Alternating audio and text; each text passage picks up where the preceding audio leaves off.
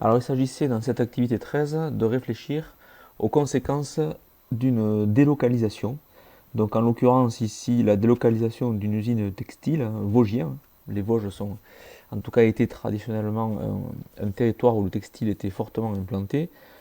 Donc délocalisation de cette usine vers la Chine où la main-d'œuvre est moins chère, donc ce qui suppose la perte de 500 emplois dans les Vosges. Donc il faut étudier ici ce qui va se passer à deux niveaux et donc distinguer deux types d'effets.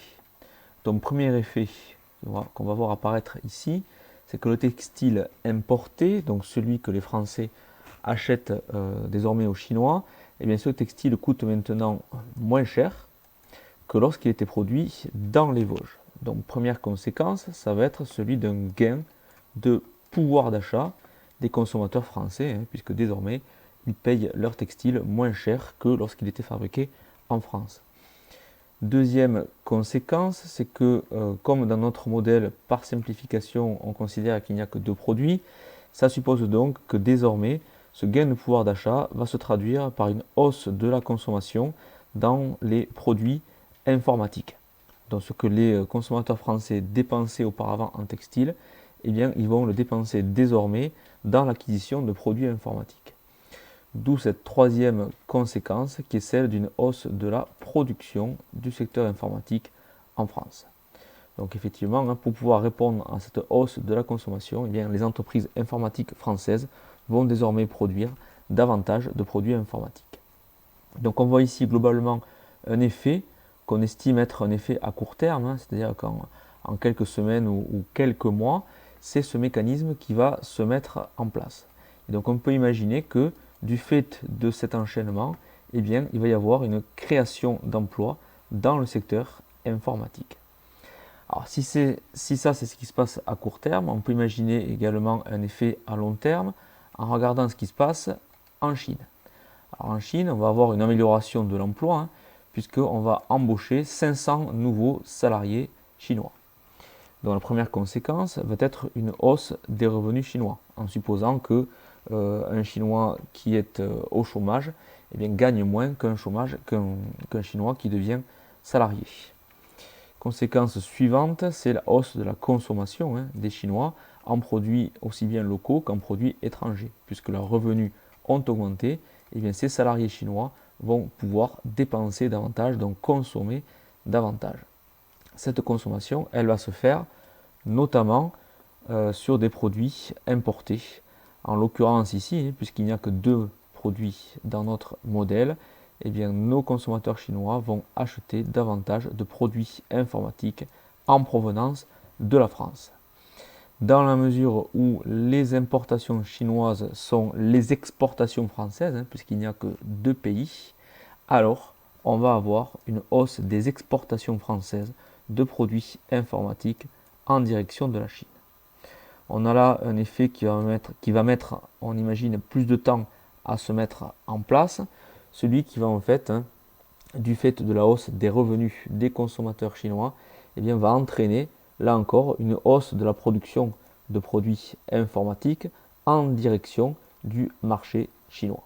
Et donc globalement, on aura là encore une création d'emplois dans le secteur informatique. Donc la question qui se pose à nous, c'est est-ce que ces créations de nouveaux emplois dans le secteur informatique, est-ce qu'ils viennent compenser la perte initiale de 500 emplois dans les Vosges?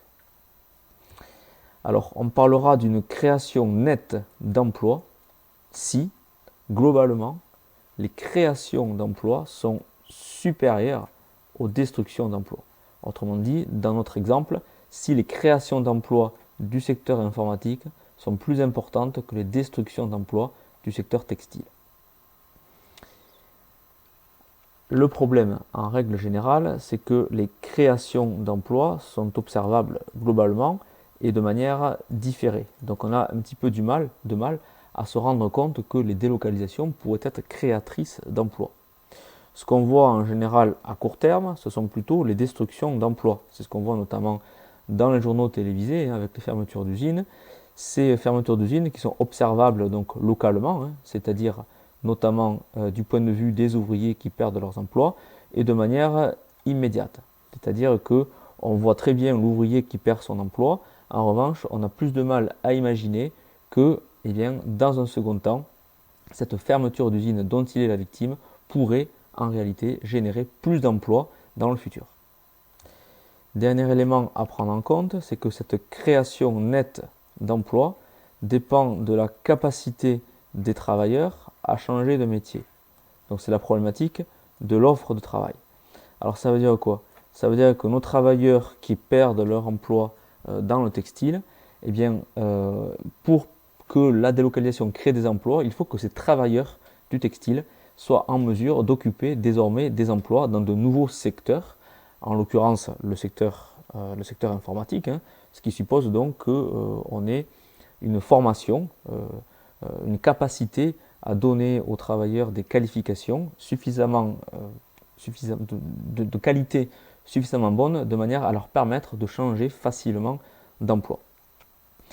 Pour qu'il y ait création nette d'emplois, il faut également que la demande de nouveaux produits, hein, donc ici en l'occurrence la demande de produits informatiques, et bien que cette demande soit suffisamment sensible au prix. Donc c'est la problématique de la demande en biens et services. Donc ça veut dire quoi? Ça veut dire que pour qu'il y ait création nette d'emplois, il faut que les gains de pouvoir d'achat des consommateurs français eh bien, soient suffisants pour qu'ils puissent se reporter sur l'acquisition de produits informatiques. C'est-à-dire que les gains de pouvoir d'achat soient suffisants pour que les consommateurs puissent se permettre d'acheter davantage de produits informatiques. Donc on le voit, hein, la création nette d'emplois n'a rien d'automatique. Donc on peut imaginer que les délocalisations effectivement peuvent parfois contribuer à créer des emplois, mais cette création nette d'emplois est soumise, hein, à des conditions très importantes. Donc on les résume. Condition numéro 1, la capacité des travailleurs à changer d'emploi, à occuper des emplois différents. Condition numéro 2, que les gains de pouvoir d'achat puissent permettre aux consommateurs d'acquérir les produits dans les nouveaux secteurs qui se développent.